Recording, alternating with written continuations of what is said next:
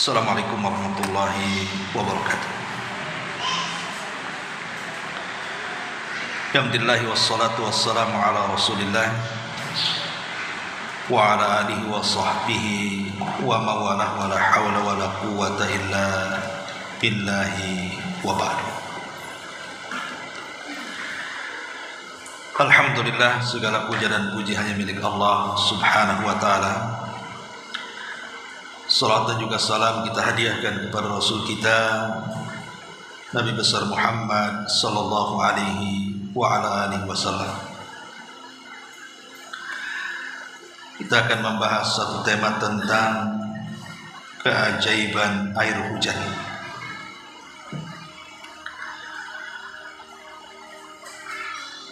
Dalam sebuah hadis dari Anas bin Malik radhiyallahu anhu, beliau menceritakan, kami pernah kehujanan bersama Nabi sallallahu alaihi wasallam. Lalu Rasulullah sallallahu alaihi wasallam menyingkap bajunya. Lalu beliau guyurkan badannya dengan air hujan itu. Qalu, para sahabat bertanya, "Ya Rasulullah, wahai Rasul, mengapa Anda melakukan hal itu?" Maka Nabi sallallahu alaihi wasallam bersabda, "Li'annahu haditsu ahdi bi rabbih ta'ala." Karena hujan ini baru saja Allah Subhanahu wa taala ciptakan. Al-Imam Al-Qurtubi rahimahullahu taala ketika memberikan catatan kepada hadis yang dikeluarkan Imam Ahmad dan Muslim ini, beliau mengatakan, wa hadza minhu sallallahu alaihi wasallam tabarraka bil matari.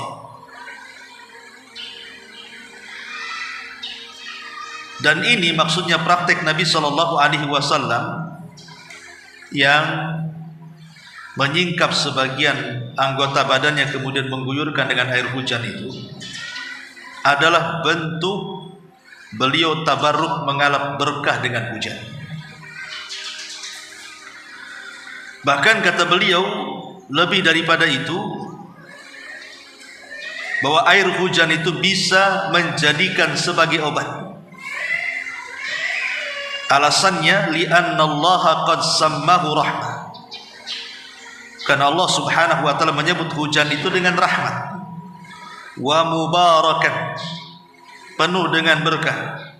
Wa tahuran, air yang suci. Wa ja'alahu sababul hayati, dan Allah jadikan sebab kehidupan itu dengan air.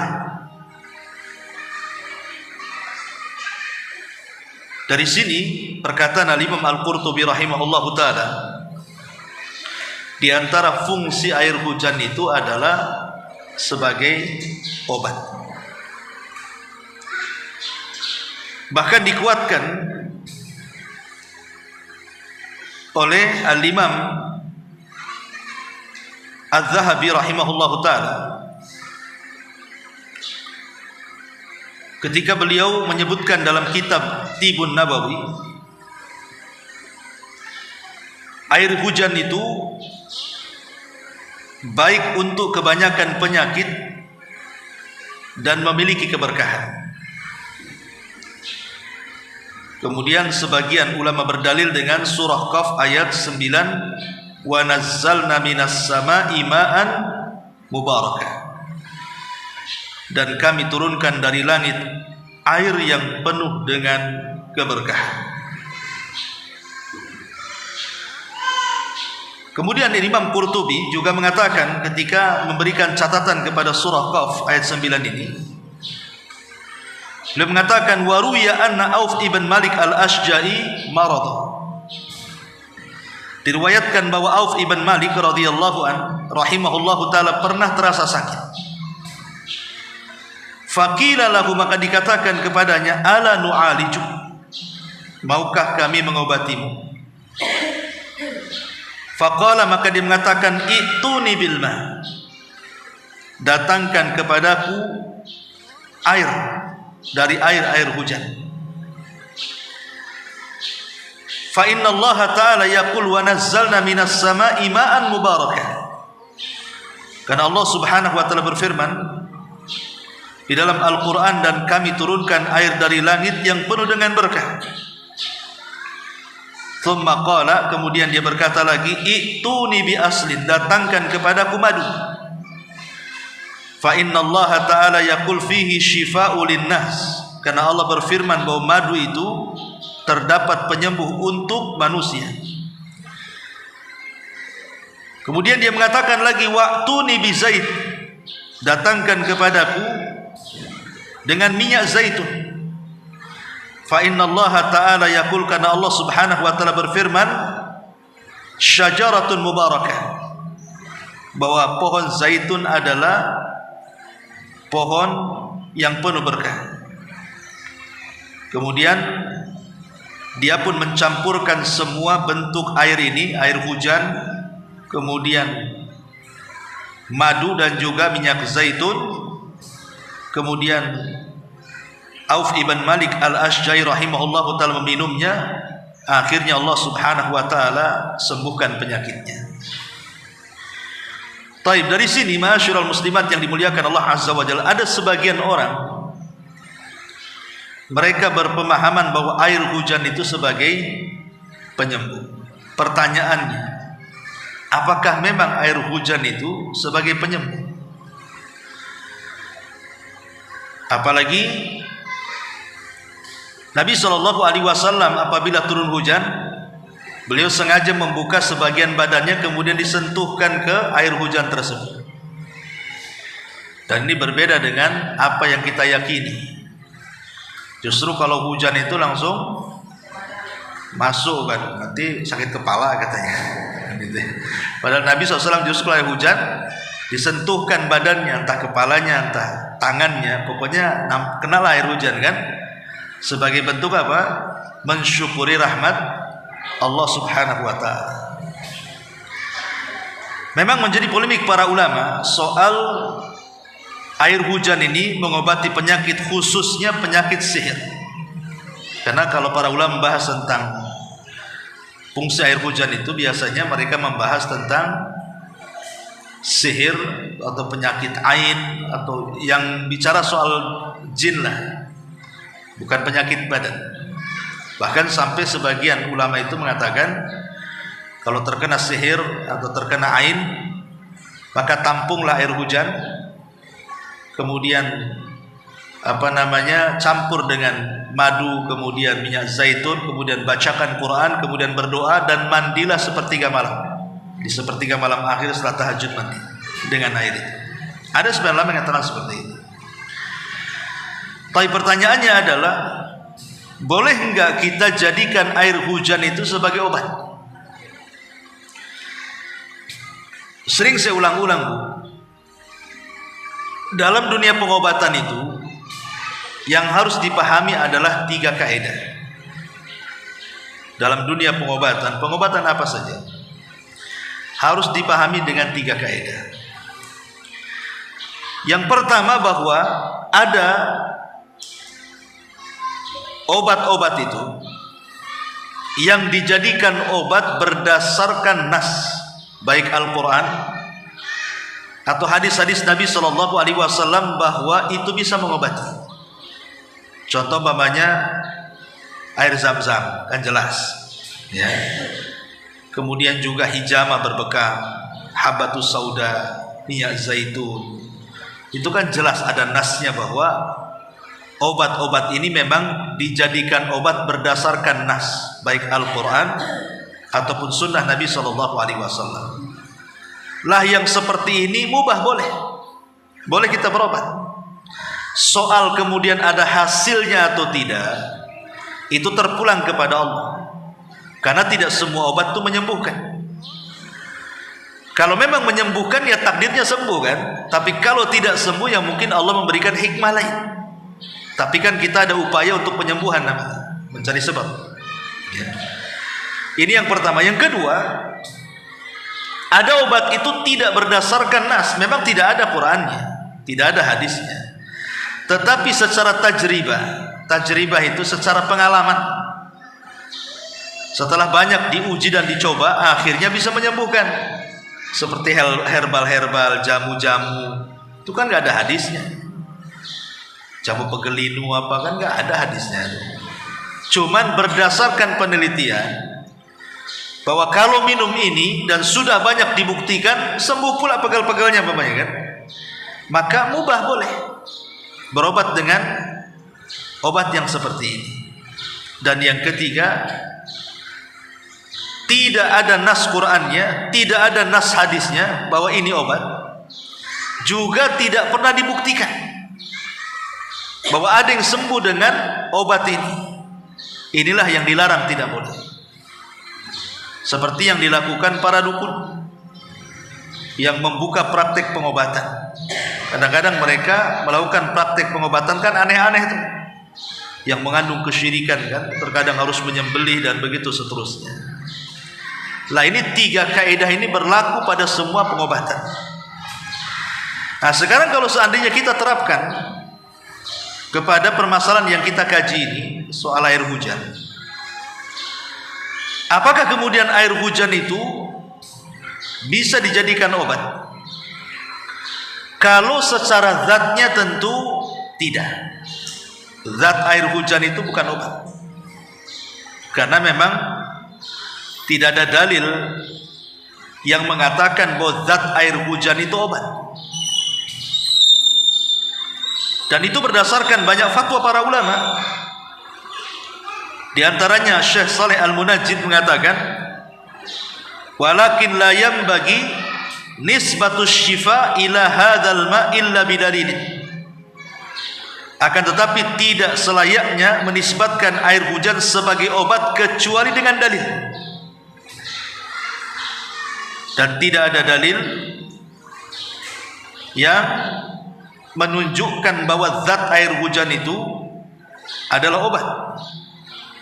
Wa in kanat al barakatu tsabitatu li hadzal ma qad tanfa fil ilaj walakin la najzim bi wuqu'il ilaj wasyifa ma lam yarid nassun syar'iyyun khasun bihi wala yanbagil jazmu bidzalika linnas. Kemudian beliau mengatakan, meskipun kita tidak ingkari bahwa air hujan itu penuh dengan berkah, bisa menjadi bermanfaat bagi obat, akan tetapi memastikan pengobatan dan penyembuhan dengan air hujan tidak ada dalil dalam nas syariat secara khusus, artinya tidak layak memastikan bahwa air hujan itu secara zatnya adalah obat. Boleh jadi mungkin kita katakan sebagai sebab saja, dan itu pun harus dibuktikan kan, begitu ya, harus dibuktikan betul nggak kalau seandainya air hujan itu menjadi obat. Kalau seandainya kemudian betul-betul bisa menyembuhkan dengan air hujan itu, berarti bukan zatnya, tetapi air hujan itu hanya sebagai sebab wasilah, tetap Allah yang menyembuhkan. Karena ada juga sebagian ulama ya yang saya dengar itu menceritakan tentang ada orang terkena stroke. Kemudian dinasihati untuk menampung air hujan. Kemudian setelah ditampung air hujan itu ya dicampur dengan madu, kemudian dicampur dengan minyak zaitun, kemudian dibacakan Al-Quran dan berdoa, karena doa ketika hujan itu kan mustajab ya, doa ketika hujan itu mustajab. Jadi dia mandi dengan air itu, qadarullah subhanahu wa ta'ala sembuh stroke. Ada kisah seperti itu. Tapi kan kisah ini kan 1001. Maksudnya 1001 itu kan tidak semua seperti ini kan, begitu ya. Kalau memang zatnya memang bisa menyembuhkan, kan semua orang bisa menjadikan air hujan itu sembuh. Kalau kebetulan kemudian air hujan ketika praktek kepada orang ini sembuh, yaitu karena izin Allah, berarti air hujanlah sebagai penyebab kesembuhan, tapi bukan zatnya. Ma'asyiral muslimat yang dimuliakan Allah Azza wa Jalla, intinya bahwa bicara soal air hujan ini, kita tidak syak lagi bahwa air hujan adalah air yang berkah. Air hujan adalah air yang penuh dengan kebaikan. Dengan adanya hujanlah tumbuh segala sesuatu yang ada di bumi. dan airnya juga bersih dan membersihkan, artinya bisa digunakan untuk wudu, untuk mandi jinabah, untuk macam-macam kan begitu. Dan air hujan ini air terbaik setelah air Zam-Zam, kata ulama. Air hujan ini air terbaik setelah air Zam-Zam. Ma'asyiral muslimat yang dimuliakan Allah Azza wa Jalla, baik kita masuk sedikit tentang masalah adab dan amalan ketika turun hujan.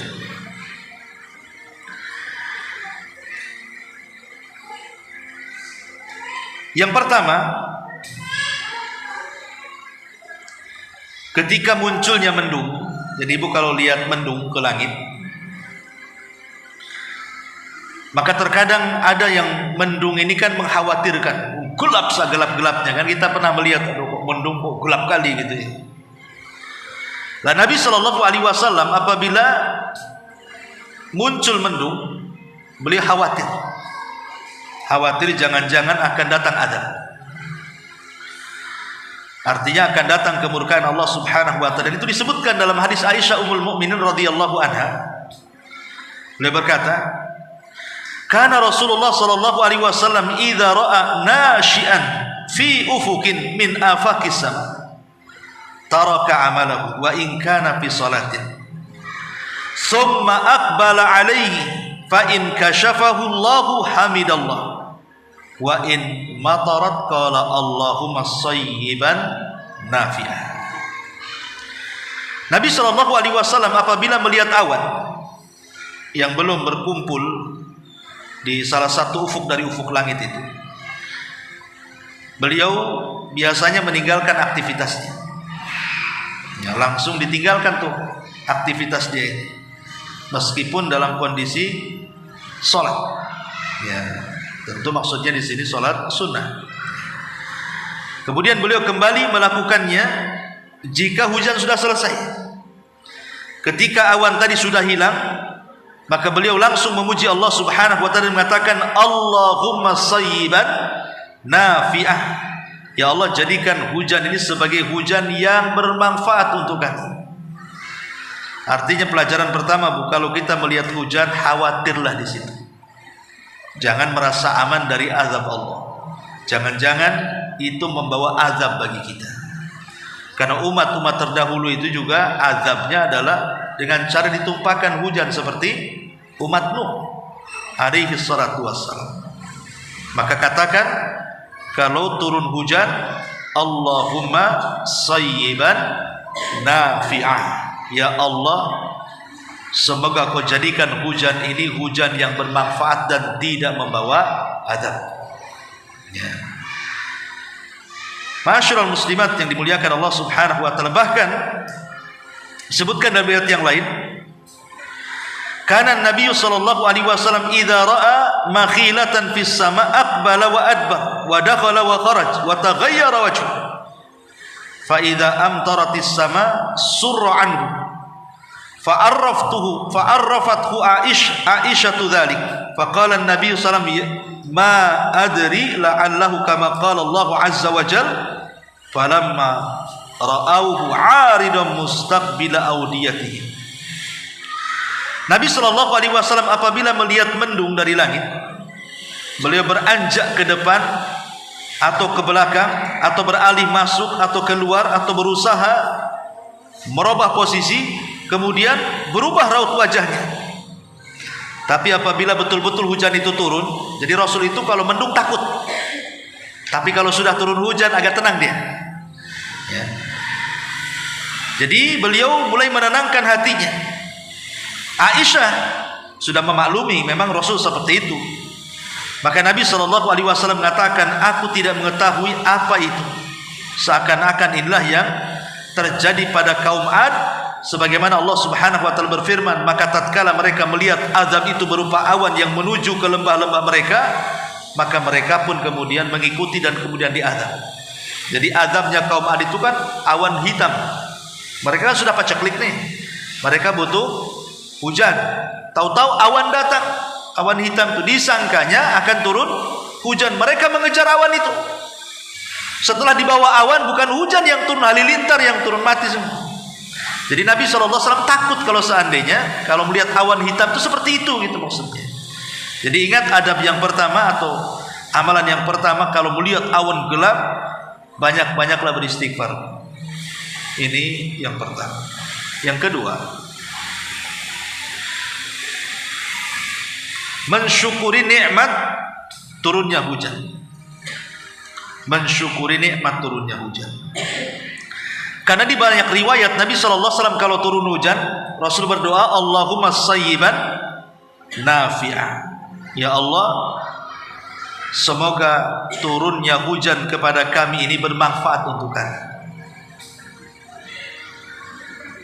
Jadi Al-Khattabi rahimahullahu ta'ala ketika memberikan catatan kepada hadis ini, doa Nabi SAW, Allahumma sayyiban nafi'ah, ya Allah, semoga hujan yang kau turunkan itu betul-betul membawa manfaat kepada kami. Kata beliau, karena air hujan itu adalah karunia dan rahmat Allah. Kalau bukan karena Allah Subhanahu wa ta'ala, kemudian hujan akan gersang bumi ini. Makanya di banyak ayat dalam Al-Quran itu, di antara fungsi hujan itu kan, kalau hujan itu kan airnya ditampung dalam tanah.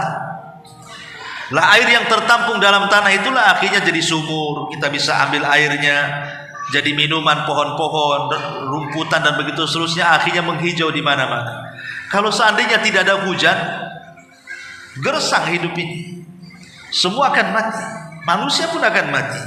Karena Allah jadikan air itu segala sesuatu, dengan air itu menjadi hidup.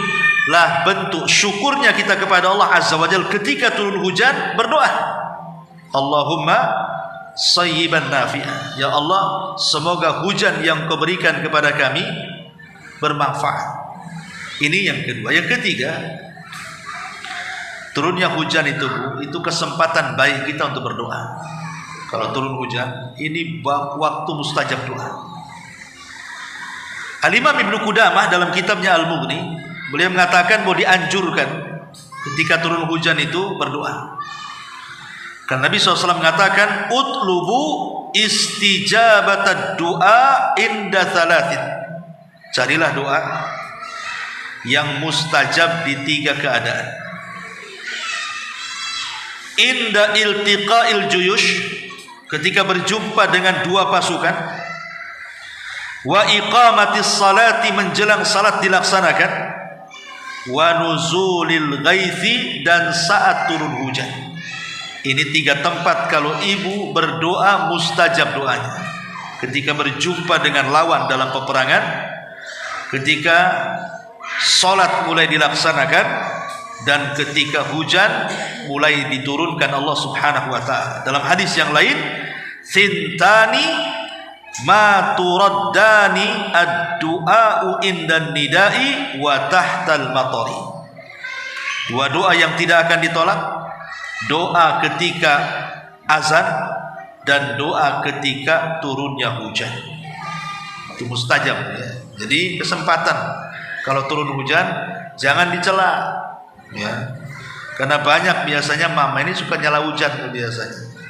Baru panas sedikit hujan lagi, kapan nih mau jemur-jemur. Lah ini kan aneh, ini kesempatan berdoa di situ. Di tempat lain alhamdulillah Bu, di Batam ini kan lain dengan kayak di Jawa atau di Sumatera yang tempat lain lah istilahnya kan. Yang kadang-kadang musim hujannya kan jelas, musim panasnya jelas. Di sini kan tidak jelas. Hujan suka-suka, panas suka-suka kan. Dan perasaan lebih banyak hujan kan itu. Artinya kan alhamdulillah kita hidup di sini itu lebih banyak kesempatan untuk berdoa sebenarnya. Itu waktu mustajab itu. Ini yang ketiga. Yang keempat,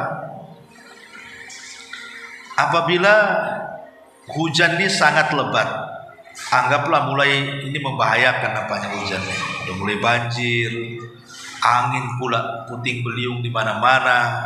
Udah mulai mengkhawatirkan. Ini 1 hari 1 malam kok nggak berhenti kan? Sering di Batam kan? 1 hari 1 malam, tahu-tahu dengar aja banjir di sana, banjir di sini, atap orang kena angin, macam-macam lah beritanya setelahnya kan? Maka kalau seandainya terjadi hujan seperti ini, ibu lindungi ibu dan keluarga serta orang-orang yang kita cintai, termasuk juga tempat tinggal kita. Dengan cara apa? Doa. Apa yang bisa ibu lakukan ketika ada angin kencang, hujan terlalu lebat gitu kan, ini membahayakan? Ya bisa berlindung, hanya bisa berlindunglah kepada Allah. Caranya gimana? Allahumma, kita mengatakan Allahumma hawalaina wala alaina, Allahumma alal akam wal jibal waddirab wa butunil audiyati wa manabitis syajar. Kata Nabi SAW, ya Allah, turunkanlah hujan ini di sekitar kami, bukan untuk merusak kami. Allahumma hawalaina wala alaina, ya Allah, hujani di sekitar kami, tapi jangan kau rusak kami. Kemudian Nabi SAW berdoa lagi, Allahumma alal akam wal jibal wattirab wa butunil audiyati wa manabitis syajar. Ya Allah, turunkan hujan ke daratan-daratan tinggi, gunung-gunung, bukit-bukit, perut-perut lembah, dan tempat tumbuh-tumbuhnya pohon. Kita minta agar hujannya disebar kemana-mana gitu ya, supaya hidup alam ini. Tapi syahidnya di sini Allahumma hawalaina wala alaina, ya Allah, hujani sekitar kami saja, tapi jangan merusak kami. Nah, inilah namanya pawang hujan syar'i. Nggak usah datangkan pawang hujan, nah, doa kayak gini saja. Ini yang keempat. Yang kelima, ya tadi mengambil berkah. Dengan cara apa? Ibu mengambil sebagian badan itu dikenakan air hujan. Cara ngalap berkahnya gitu Bu, kalau ada air hujan, tangan aja gini, biar kena, yang penting sedikit kena jadilah kan gitu. Atau kalau di rumah, di belakang rumah kan udah ketutup semuanya, buka aja jilbab biar terkena ininya apa, rambutnya. Nanti sakit kepala, itu mitos lah itu. Karena saya dengar di masyarakat, kalau udah ketujuan mandi cepat nanti sakit kepala kan.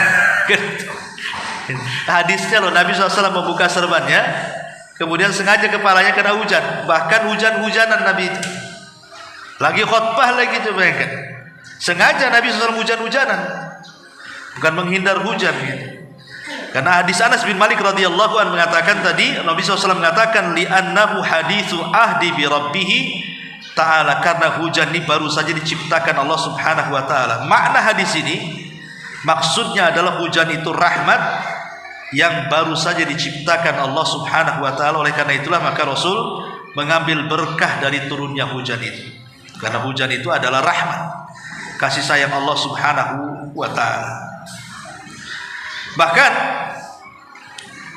disebutkan oleh sahabat Ibnu Abbas radhiyallahu anhu, jadi apabila turun hujan beliau mengatakan, ya jariyah ukhruji sarji ukhruji thiyabi. Kata Abdullah ibn Abbas radhiyallahu anhu, wahai jariyah, maksudnya budaknya, keluarkan pelanaku, maksudnya pelana budaku, dan juga keluarkan bajuku. Wa yaqul, dia mengatakan, wa nazzalna minas sama'i ma'an mubarakah, dan Allah telah berfirman, dari langit telah turun air yang penuh dengan berkah. Bayangkan sampai baju-bajunya sahabat supaya terkena. Kalau kita kan justru kalau kehujanan sibuk lah kan, sibuk ke tempat-tempat jemuran kan, langsung takut kehujanan, nanti besok tak kering kalau kita kan ya. Tapi kalau sahabat terbalik ya, pakaian kering dikeluarkan supaya kena hujan, supaya pakaian itu dapat berkah dari turunnya hujan itu.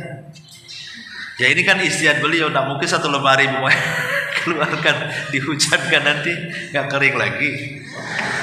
Tapi ini menunjukkan bagaimana perbuatan sahabat mengambil berkah itu sampai mengeluarkan bajunya, kemudian sampai terkena air hujan bajunya itu. Kata Abdullah bin Abbas ini, untuk mencari berkahnya tadi. Kemudian yang keenam, boleh berwudu dengan air hujan. Karena air hujan itu bukan hanya suci tapi mensucikan. Air hujan itu bukan suci tapi mensucikan. Kemudian yang nomor 7, jangan mencela hujan. Tidak boleh mencela hujan. Karena bagaimanapun hujan itu yang menurunkan Allah. Ketika kita mencela hujan berarti mencela yang menurunkannya. Tidak boleh. Karena kebanyakan di masyarakat bukan hanya hujan, kadang-kadang waktu dicela, macam-macam. Orang yang sudah mati pun dicela. Ini kan bahaya. Kemudian yang nomor 8, berdoa setelah turunnya hujan. Kalau seandainya selesai hujan nih, maka berdoa kepada Allah Subhanahu wa ta'ala. Dan jangan katakan bahwa hujan ini datang disebabkan bintang ini dan itu. Karena ada hadis Nabi SAW mengatakan, asbaha min ibadi mu'minun bi wa kafirun. Pada pagi hari di antara hambaku ada yang mukmin dan ada yang kufur. Faman qala mutirna bi fadlillahi wa bi rahmatihi. Barang siapa yang berkata telah dihujani kepada kami dengan rahmat dan karunia-Nya, fadzalika mu'minun bi wa kafirun bil kawakib. Itulah yang dikatakan beriman denganku dan kafir dengan bintang. Wa amma man qala mutirna bi nau'i kadza wa kadza. Adapun yang mengatakan kami dihujani karena sebab bintang ini dan itu, fadzalika kafirun bi mu'minun bil kawakib. Maka dialah yang kufur kepadaku dan beriman dengan bintang-bintang. Jadi ibu kalau turun hujan dan selesai hujan, apa doanya? Mutirna bi fadlillahi wa bi rahmatihi. Itu doanya. Mutirna bi fadlillahi wa bi rahmatihi. Kalau mulai hujan, Allahumma sayyiban nafi'ah. Kalau hujannya deras sekali membahayakan, Allahumma hawalaina wala alaina. Kalau sudah hujan, maka kita berdoa bi fadli Allah, mutirna bi fadlillahi wa bi rahmatihi. Baik. Ada sedikit faedah yang dikemukakan oleh para ulama. Ketika hujan itu turun, apa sih hikmah? Pertama, hikmah turun hujan itu, kalau kita melihat hujan, merasakan hujan atau hujan-hujan, satu, kita diajarkan untuk mentauhidkan Allah, karena tidak ada yang bisa menurunkan hujan kecuali Allah. Dua, berbaik sangka kepada Allah. Berbaik sangka kepada Allah bahwa hujan ini untuk kebaikan kita. Jangan berburu sangka, karena kebanyakan orang berburu sangka. Baru panas sudah hujan lagi. Kapan lagi ini panasnya? Ya, mencela pula dia. Kemudian yang ketiga, bisa mengingatkan akan akhirat. Bahwa di sana ada kebangkitan setelah kematian. Ibu bisa lihat ketika ada lapangan gersang, tiba-tiba seminggu hujan, berikutnya langsung subur, tumbuh rumputan. Siapa yang menumbuhkan itu? Allah. Allah sanggup menumbuhkan negeri yang mati, berarti Allah bisa membangkitkan kita setelah kematian. Kemudian yang keempat, bantahan kepada orang-orang ateis bahwa kejadian di alam semesta ini karena kebetulan. Mana ada kebetulan? Semua peristiwa itu ada yang menggerakkan, ada yang mengatur, ada yang menguasai dan menciptakan. Dialah Allah Subhanahu wa ta'ala. Kemudian yang kelima, betapa kuatnya Allah dan lemahnya kita. Ketika ada hujan deras, banjir di mana-mana, siapa yang bisa menghalangi banjir?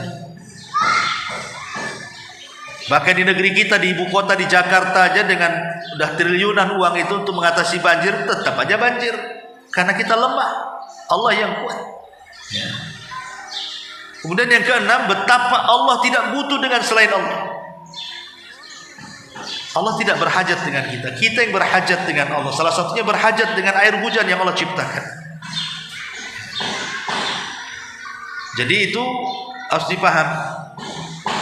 Ini dari segi hikmah tauhidnya. Dan ingat bahwa turunnya hujan itu termasuk kunci kegaiban. Hanya Allah yang tahu. Gak usah kemudian sibuk ngundang-ngundang pawang supaya tidak hujan. Kalau Allah takdirkan tidak hujan, tidak akan hujan. Kalau Allah takdirkan hujan, mau 1000 pawang pun tidak akan bisa menghentikan hujan. Karena Allah mengatakan dalam surah Luqman ayat 34, Innallaha indahu ilmus sa'ah wa yunazzilul ghaitha. Sesungguhnya Allah hanya pada sisinya pengetahuan tentang hari kiamat, dan dialah yang menurunkan hujan. Tidak ada yang tahu kecuali Allah Subhanahu wa taala. Makanya Rasul mengatakan miftahul ghaibi khamsun. Kunci kegaiban itu 5. La ya'lamuha illallah. Tidak ada yang tahu kecuali Allah. La ya'lamu ahadun. Tidak ada satupun yang tahu yang terjadi esok hari. Ma yakunu fil ghad. 1. Wala ya'lamu ahadun ma yakunu fil arham. Tidak ada yang tahu bagaimana peristiwa yang ada dalam rahim seorang ibu. Bayi yang ada di rahim ibu itu kan kita tidak tahu. Apakah dia terlahir hidup atau mati, atau panjang umurnya atau tidak panjang umurnya, atau bahagianya atau celakanya, rizki, enggak ada yang tahu kecuali Allah. Yang ketiga, kata Nabi SAW, wala ta'lam nafsun madza taksibu ghadan. Apa yang terjadi besok hari kita tidak tahu. Yang keempat, wa matadri nafsun bi ayyi ardin tamut. Di negeri mana kita mati kita tidak tahu. Boleh jadi kita lagi safar kemana, kecelakaan, kita tidak tahu di negeri mana kita meninggal. Dan yang terakhir, wa may yadri ahadun mata yaji'ul matar. Tidak ada seorang pun mengetahui kapan turunnya hujan. Karena turunnya hujan itu kegaiban. Betapa banyak kita lihat awannya udah gelap, tahu-tahu tak jadi hujan, ya kan? Karena memang pengetahuan hujan itu dari Allah. Kemudian yang harus dipahami bahwa ada malaikat yang bertugas, yang ditugaskan oleh Allah Subhanahu wa taala memang untuk menurunkan hujan kan itu. Malaikat itu namanya siapa? Mikail. Sebagaimana hadis Nabi sallallahu alaihi wasallam ketika Rasul bersama Jibril, kemudian Nabi sallallahu alaihi wasallam bertanya tentang malaikat Mikail kepada Jibril, maka Jibril mengatakan qalan nabat wal qatar, ditugaskan mengurus tanaman dan hujan. Artinya malaikat yang ditugaskan untuk menurunkan hujan dan juga menumbuhkan tanaman adalah Mikail. Ya. Dan ingat, turunnya hujan loh sudah ditulis Lauhil Mahfuz 500 tahun sebelum Allah menciptakan langit dan bumi. Turunnya hujan. Jadi tidak perlu kemudian kita sesali. Memang ini sudah ditulis gitu kan, pokoknya Allah takdirkanlah hujan deras, akhirnya banjir, peralatan kita semua akhirnya rusak, atau mungkin rumah kita naudzubillah rusak gitu kan. Gak bisa kita salahkan hujan. Hujannya sudah ditakdirkan Lauhil Mahfuz. Sehingga kita harus pasrah dengan takdir Allah Subhanahu wa taala. Makanya disebutkan bahwa kita disuruh untuk berlindung dari hujan kalau sudah mulai membahayakan. Tapi kalau seandainya tidak turun-turun hujan, terbalik nih.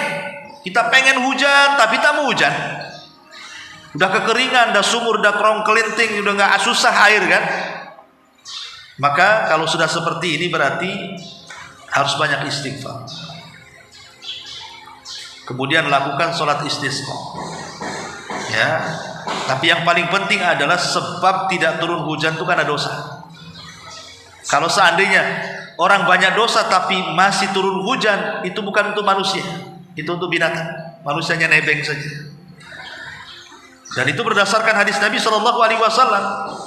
Ya, ketika kemudian orang itu sudah mulai mencegah zakat dan sedekah mereka, kecuali Allah akan cegah hujan kepada mereka. Kalaulah bukan karena binatang, tentu mereka tidak akan dihujani, kata Nabi. Ya. Jadi perbanyak istighfar kalau memang tidak turun-turun hujan. Adapun kalau seandainya ada suara geledek ataupun suara petir, kalau ibu kan hujan tuh ada suara petir. Suara petir ini, Syekhul Islam Ibnu Taimiyah mengatakan dalam hadis yang marfu sampai kepada Nabi SAW pada riwayat At-Tirmidzi dan selainnya. Jadi Nabi SAW ditanya tentang ar-ra'du. Ra'du itu petir. Maka Rasul mengatakan malakun minal malaikati muwakkal bis-sahab ma'ahu makhariqa min narin yasuqu biha as-sahab haitsu syaa Allah. Ar-ra'du maksudnya petir adalah malaikat yang diberi tugas mengurus awan dan bersamanya pengoyak dari api yang memindahkan awan sesuai dengan yang dikehendaki. Jadi ada seorang malaikat bawa pecut api, itulah yang kemudian menggiring awan ke tempat yang akan dihujani. Jadi kalau ada petir berarti ada malaikat yang menggiringnya di situ dengan pecut apinya. kalau sudah seperti ini, ya maka hujan ini adalah sebuah nikmat. Dan kalau seandainya ladang-ladang kita, sawah-sawah kita terairi dengan air hujan, berarti harus bersyukur dengan cara apa? Keluarkan zakat pertaniannya di situ. Dikeluarkan zakat pertaniannya kan. Karena dulu kata Nabi SAW dalam Sahih Muslim, ada seorang anak muda berjalan di pematang sawah. Tiba-tiba kemudian mendengar suara dari balik awan tuh. Suaranya mengatakan, "Isqi hadiqata fulan." Hujani kebunnya si fulan gitu. Anak muda ini heran, kok ada suara dari atasnya. Rupanya lihat ada awan berjalan, diikutilah awan itu. Karena di balik awan tuh ada yang ngomong seperti itu, hujani pohon si fulan, hujani kebun si fulan, hujani tanaman si fulan. Diikuti sampailah ke sepetak kebun, dan hanya di situ saja hujannya. Padahal tanah di sekitar banyak, tapi tidak kemana-mana, hanya di sepetak tanah itu saja. Kan ini peristiwa aneh. Masa hujan di sepetak tanah saja, kayak orang lagi nyiram. Setelah kemudian selesai hujan, ditunggulah siapa pemiliknya. Setelah kemudian datang pemiliknya, ditanya siapa namanya. Rupanya namanya sama dengan disebut di atas. Kemudian dia mengatakan, apa yang menyebabkan ladangmu kok bisa dihujani, yang lain tidak gitu. Dia pun bingung. Nah, kok bisa? Saya tidak tahu. Cuma dia mengatakan, aku ini kalau selesai panen dari ladangku ini, aku buat jadi 3. Sepertiga aku sedekahkan, sepertiga aku kembalikan ke ladang sebagai modal, dan sepertiga aku makan keluargaku. Itu saja. Nah, berarti kalau kita ingin terus diberikan berkah dengan hujan ini, ya khususnya bagi para petani, kan mereka tidak ngairi, sudah diairi Allah kan, bersyukur dengan dikeluarkan zakatnya. Ya, wallahu alam. Inilah yang berkaitan dengan hujan. Ya sudah, tidak ada ditanya jawab kelamaan. Subhanallah bihamdika, asyhadu an la ilaha illa anta astaghfiruka wa atubu ilaik. Allahu ta'ala.